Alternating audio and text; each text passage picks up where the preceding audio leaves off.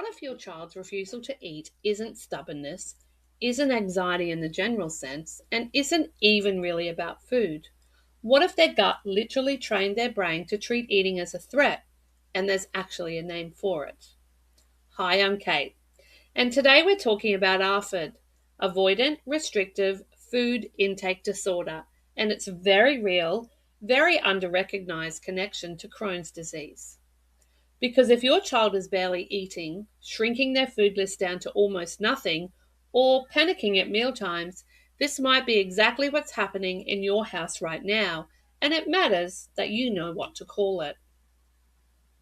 When my son was deep in his Crohn's journey, before we found what worked for him, mealtimes were, well, honestly, they were pretty heartbreaking. He'd sit at the table and you could see it on his face.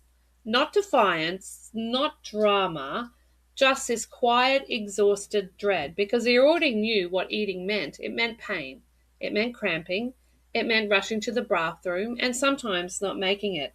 It meant missing things. It meant his body betraying him over and over again every single time he ate.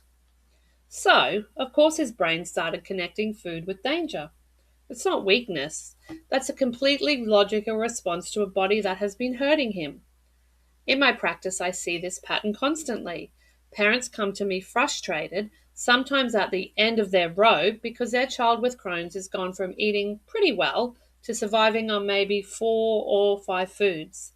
And the GI team, who are wonderful, who are essential, are focused on the inflammation, the medication, the colonoscopy results. Nobody has said the word ARFID. Nobody has explained that what they're watching is a recognized clinical condition, not a phase, not bad parenting, and not their child being difficult, although they can still be. So here's what most people get wrong about this. The assumption, even among well-meaning professionals, is that once you get the Crohn's under control, the eating will sort itself out. Treat the gut, the fear goes away. And sometimes, yeah, that happens. But a lot of the time it doesn't, because by the end of the time the inflammation is managed, the brain has already done its job. It has learnt that food is the enemy, and the brain is very, very good at holding on to lessons like that. ARFID is not the same as general anxiety. It's not the same as an eating disorder in the traditional sense. It's not about body image or weight, and it is absolutely not the same as picky eating. ARFID is what happens when the nervous system gets so many consistent signals that eating leads to pain that it builds an actual threat response around food. The gut teaches the brain, and then the brain, trying to protect the body, starts refusing, avoiding, restricting, not out of choice, but out of conditioned survival. In Crohn specifically, this makes complete physiological sense. These kids have had months, sometimes years, of eating followed by pain. They've had procedures, hospital admissions, food elimination protocols. They've been told, correctly, medically, that certain foods make things worse. Their entire relationship with eating has been shaped by consequence and fear. The real issue isn't that they won't eat. The real issue is that their brain has been trained, very effectively, to protect them from the thing that kept hurting them. And now that protection has become its own problem. And here's what I want you to hear clearly.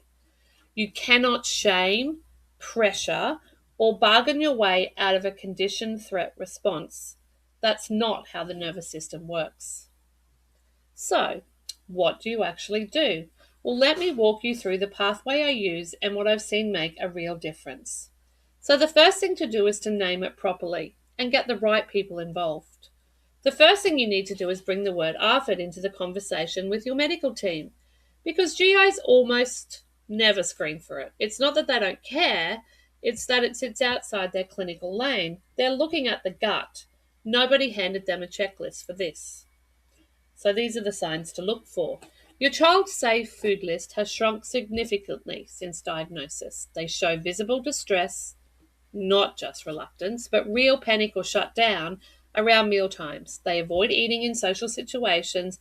They're losing weight or not growing the way they should. They can tell you exactly why a food is dangerous, and the logic is always tied to what it does to their stomach.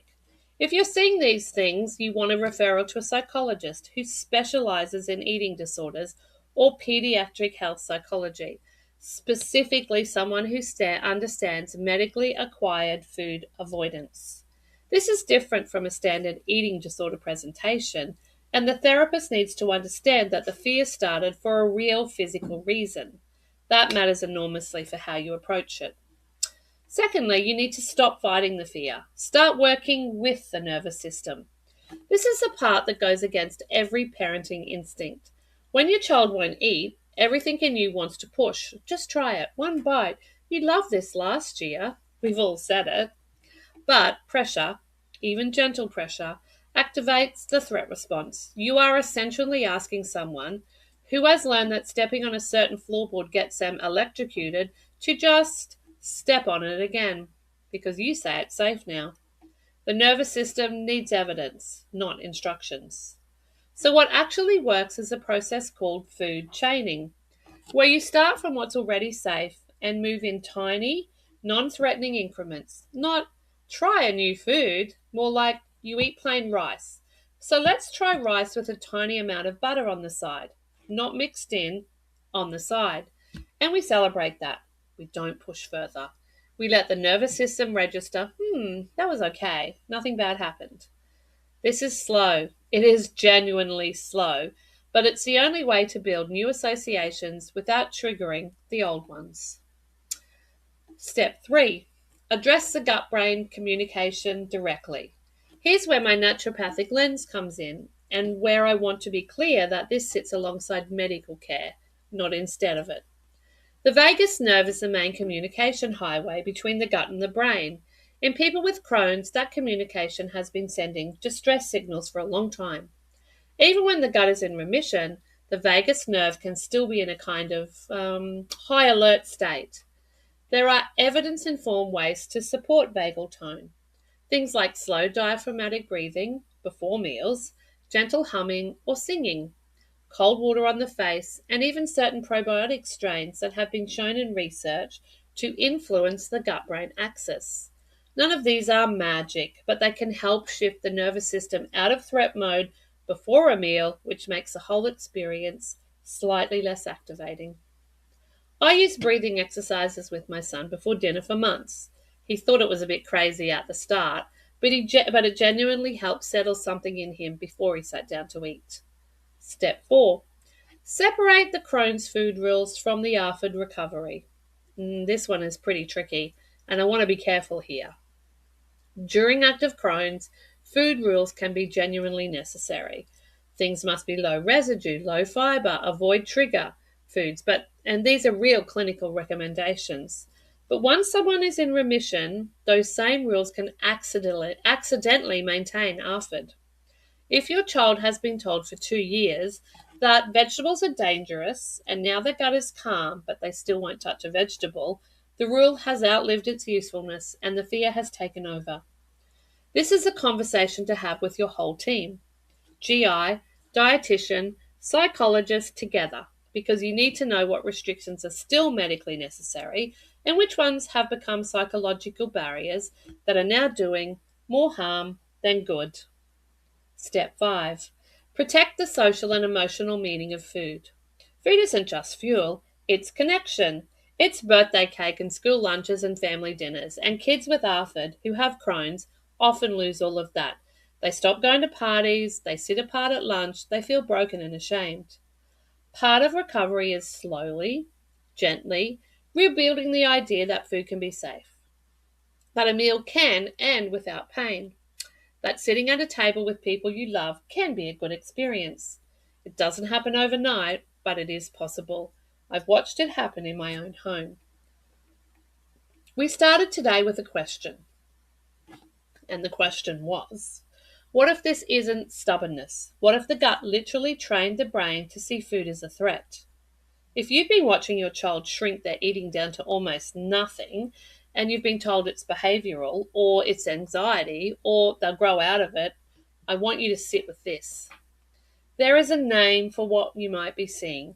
There is a pathway through it, and it starts with the understanding that the fear made complete sense, given everything their body went through. Your child's not broken. Their brain did exactly what brains are supposed to do.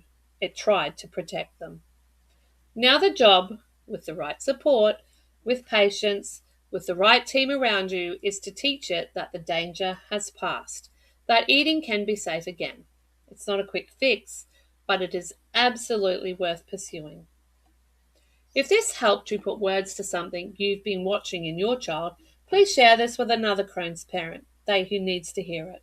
And if you want to go deeper, if you want support working through the food and nervous system side, come and find me. My coaching and the Crohn's Method community are built exactly for this. You don't have to figure this out alone. I'll see you in the next video, and have a beautiful day.